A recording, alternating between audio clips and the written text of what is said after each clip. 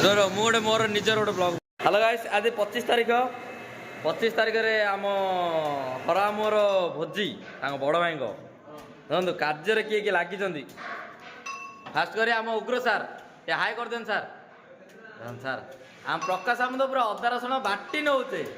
ଆଉ ଦେଖନ୍ତୁ ଆମ ଦୁବାଇରୁ ଆସୁଛନ୍ତି ଦୀପ ଆମୁ ପୁରା କେରକେରା। ଆଉ ଆଜି ଆମ ଦେବା ମୋ ମାଇଣ୍ଡଟା ପୁରା ଅପସେଟ୍, ତାଙ୍କ ପୁରା ଟେନସନ୍, ପୁରା ମାଇଣ୍ଡ ପୁରା ଦେବା ଆମର ପୁରା ଅପସେଟ୍। ତାଙ୍କୁ କିଛି ଦେଲେ ଖାଉନାହାନ୍ତି, କିଛି କରୁନାହାନ୍ତି, କ'ଣ ହେଇଛି ତାଙ୍କୁ ପଚାରିବା। ପୁରା ମୌନ ବ୍ରତ କରିଦେଇଛନ୍ତି ଦେବା ଆମ ବର୍ତ୍ତମାନ, ପୁରା ମୌନ ବ୍ରତ ଆଜି କରୁଛନ୍ତି। ହଁ ତାଙ୍କ ଡୋଣ୍ଟ ଡିଷ୍ଟର୍ବରେ ଅଛନ୍ତି। ହଁ ହଉ ମାମୁଁ କିଛି ଡିଷ୍ଟର୍ବ କରିନ। ଆଉ ଆମ କୁନା ସାର୍ ତ ପୁରା ମର୍ଚ୍ଚ ଫଡ଼ା କରି ଚାଲିଛନ୍ତି। ଆଉ ବିଭାଇ ଖାଇ ଚାଲୁଛନ୍ତି ଏକମାତ୍ର। ଆଉ ମେନ୍ ଆମର ଭୋଜିର ଯିଏ ଅତିଥି ରାତି ଅନିଦ୍ରାରେ କାମ କରୁଛନ୍ତି ବଳି ଟିକେ ଶୁଣବା। ବଳି ଶୁଣ, ହାଇ କରିଦିଅ, ହାଇ ଅଡ଼ିଏନ୍ସ ହାଇ କରିଦିଅ। ହସଡ଼ା ପଇସା ଏଠି ଭୋଜି ରୋଷେଇ ଚାଲିଛି। ଆଉ ଏଇଠି ସବୁ ପରିବା କଟାକଟି ଚାଲିଛି। ଆଉ ଏଇଠି ଗ୍ରାଇଣ୍ଡିଙ୍ଗ ଚାଲିଛି। ପ୍ରକାଶ ମାମୁଁ କ'ଣ କରୁଛ?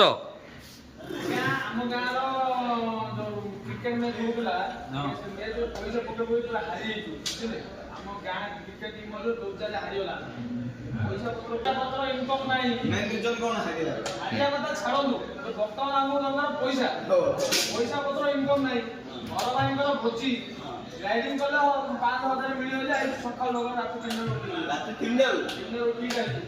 ଆଉ ଘର ଭାଇଙ୍କୁ କୁହାଯାଇଛି କି ଆମ ଗୋଟେ ଗ୍ରାଇଣ୍ଡର ପିଛା ଆମକୁ 4,000 ଦେବେ। ଦେଖିବା ସେ କେତେ ଟଙ୍କା ଦଉଛନ୍ତି। ମୁଁ ଯାହା ଦେଖିକି ତାଙ୍କେ ଯଦି ଖୁସିରେ 4,000ରୁ ଅଧିକ ଦେଲେ ଆଉ ଭଲ କଥା। ସରିଲାଣି, ପ୍ରାୟ ସବୁ ଜିନିଷ ସରିଲାଣି। ଆମେ ମଧ୍ୟ ଚେଷ୍ଟା କରୁଛୁ ଅତି ଶୀଘ୍ର ସାରିବା ପାଇଁ, କାହିଁକିନା ଆମକୁ ଯଥା ଶୀଘ୍ର କଲେ ଆମ ପେମେଣ୍ଟ ମିଳିଲେ ଆମେ ଯିବୁ। କାହିଁକିନା ଆମ ଖେଳଟା ଟିକେ ମାଇନସ୍ ହେଇଯାଉଛି। ଖେଳ ପ୍ରାକ୍ଟିସ୍ କରୁ, ଆଉ ଆମେ ପ୍ରତିଦିନ ଖେଳିକି ଜିତିବାକୁ ଚେଷ୍ଟା କରୁ। ଆଉ ବେଶୀ କିଛି କହିବି ନାହିଁ ଆଜ୍ଞା।